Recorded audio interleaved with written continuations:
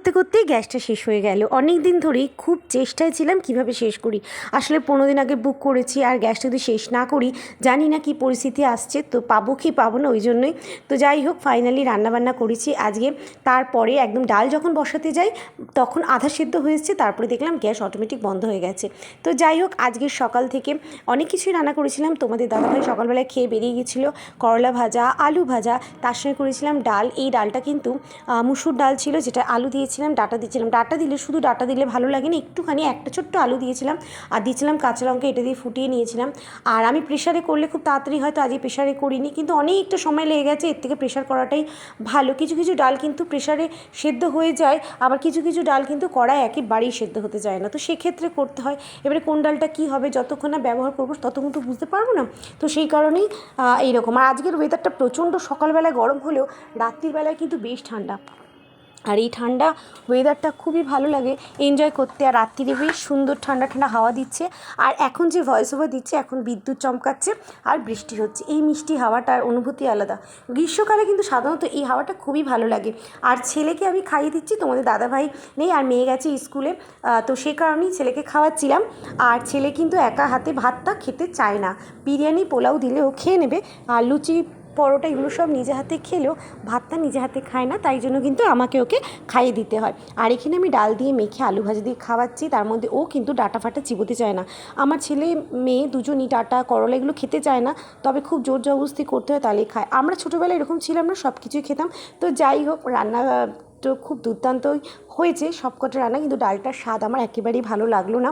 কাল আসলে ডালটা প্রেশারে দেওয়ার মতো ছিল, কিন্তু আমি বাটিতে সেদ্ধ করেছি, তো সেইভাবে মেশে ডাল একটু না মিশলে কিন্তু ভালো লাগে না। তো আর তারপরে আমার হাতে সময় ছিল না, তো ওই জন্যই আমি কী করলাম, ডালটাকে যা হয়েছে মোটামুটি সেদ্ধ হয়ে গেছে দেখে ফোড়নটা দিয়ে দিয়েছি। আর যেহেতু ইন্ডাকশানে কড়াই বসাতে অসুবিধা হয়, আবার নতুন করে কড়াই করব, আবার বাসন করতে হবে, ইন্ডাকশানের বাসন সকলেই তোমরা জানো আলাদা। আর আমরা যেহেতু সেই খেয়ে একই রকম কড়াই খেয়ে খেয়ে অভ্যস্ত হয়ে গেছি, সেই সিলভারের উঁচু কড়াই, তো ওই জন্যই আমাদের এতে অসুবিধাটা হয়।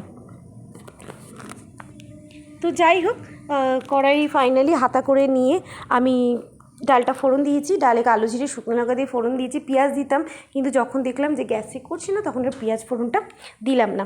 এইভাবেই ডালটা করলাম। ডালটা খুব একটা সময় অনেকটা লেগেছে, কিন্তু ডালের স্বাদ হয়নি। কিন্তু আলু ভাজা, করলা ভাজা খুব মচমচে করে ভেজেছি, কারণ তোমার দাদাভাই সকালবেলায় ও পান্তা ভাতটা গরম হলে খায়, শরীরে ব্যালেন্স ওর ঠিক থাকে। আর যেহেতু রোদ্দুরে যাওয়া আসা করতে হয় না, তো এই সময় প্রায় দিনই পান্তা ভাত থাকলে ও সকালে খেয়ে যায়, তো ওর জন্য আলুটা ভেজেছিলাম। আর আমাদের একটু বেশি করে ভেজে আলু ভাজা কান্না ভালো লাগে, প্রত্যেকের কিন্তু খুব ভালো লাগে।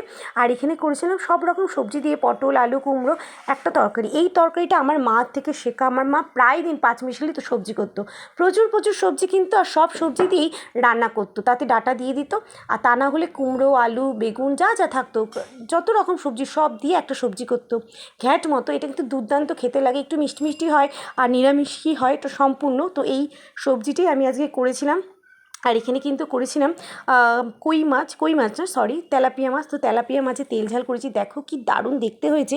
এইরকম একটা মাছ থাকলে না, তার দিকে তাকিয়ে পুরো খাওয়াটা খুব তৃপ্তিতে খাওয়া যায়, আর অপেক্ষায় থাকি কখন সব খাওয়া শেষ হবে, মাছটা খাবো। এটা কিন্তু আমাদের সঙ্গে হয়, তোমাদের সঙ্গেও কি হয়? মাছ বা ডিম কষা কষা হলে তো সেটার দিকে তাকিয়ে বাকি খাবারটা তাড়াতাড়ি শেষ করে কতক্ষণে মাছটা খাবো, সেই অপেক্ষাতেই ছিলাম। তো যাই হোক, ফাইনালি মোটামুটি খাওয়া হয়ে এসেছে, ছেলেকে একটু খাইয়ে দিই আমি কিন্তু মাছের নেবার পালা।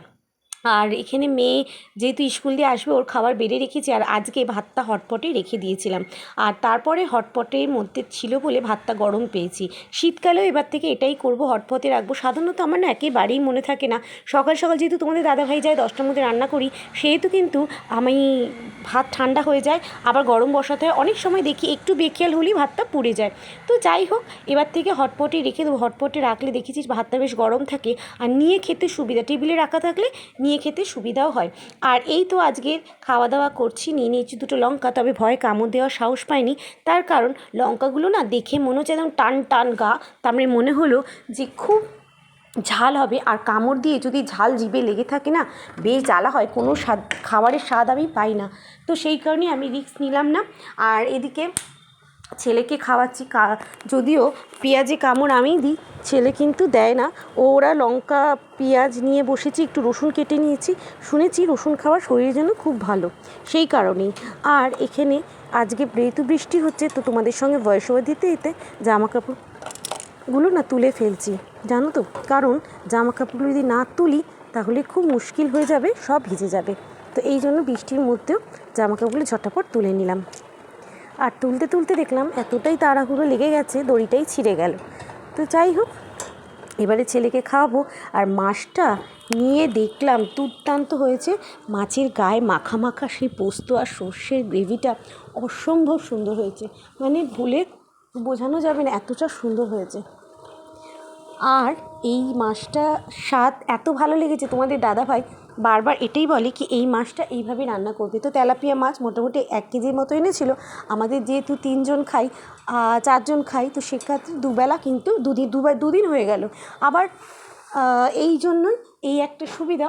তো এই দেখো মাছটা ভর্তি, মানে এতটা বড় মাছ যে একটা নিয়েছি, আমাদের খাওয়া হয়ে গেছে। যদিও ছেলে মাছ খুব একটা পছন্দ করে না, কিন্তু রসিয়ে কষিয়ে করলে ও খেয়ে নেয়। আর আজকে ওরও ভালো লাগলো। আর এই হলো আজকে সারাদিনের খাওয়া দাওয়া। তোমরা অবশ্যই জানাবে তোমাদের এই রেসিপিগুলো কেমন লাগে। আর ভিডিওটা ভালো লাগলে লাইক করবে, সাবস্ক্রাইব করে পাশে থাকবে। নতুন নতুন রান্নার ভিডিও এবং আমার খাওয়ার ভিডিও তোমাদের সাথে শেয়ার করবো। দেখা হচ্ছে নেক্সট ভিডিওতে। Bye and take care.